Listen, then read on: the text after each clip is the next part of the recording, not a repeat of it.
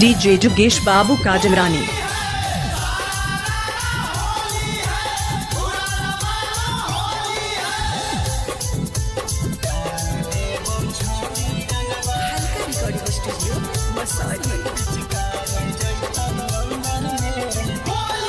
अरे अब ना डाले दे बौरे जो काकर में देख ले बौरे हेरे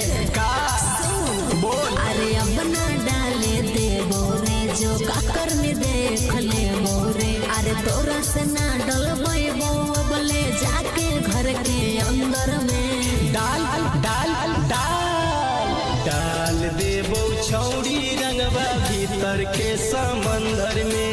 तोरो वैतौ माजा जब पिचकारी जैतौ अंदर में। डाल देबो छौड़ी रंगवा भीतर के समंदर में।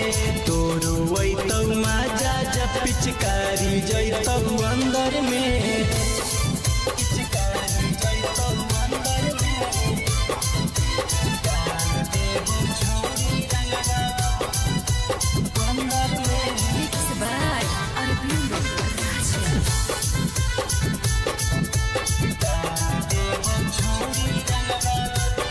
डीजे जुगेश बाबू काजल रानी।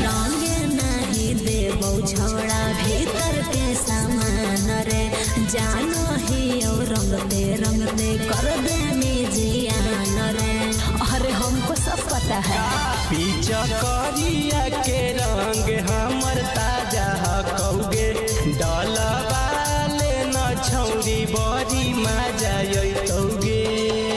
रंग न देबो छोड़ा तोरा हाथ डाल के अंदर में। डाल डाल डाल डाल देबो छौरी रंगवा भीतर के समंदर में।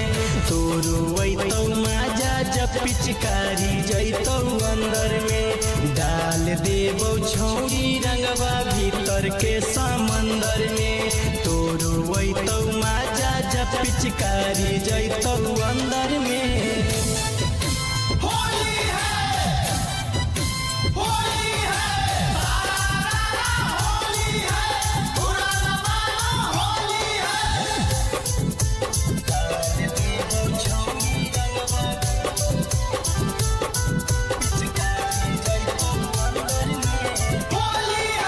पीछा पड़ल हकी छोड़ा काहेला बेकार में। डाले नहीं देबो रंगवा भीतर सालागार में। अरे हो जब ऐसा काहे झूठा समान बगू मन करो हकी छौरी जे पिया के रंगबाजी यान करो हकी।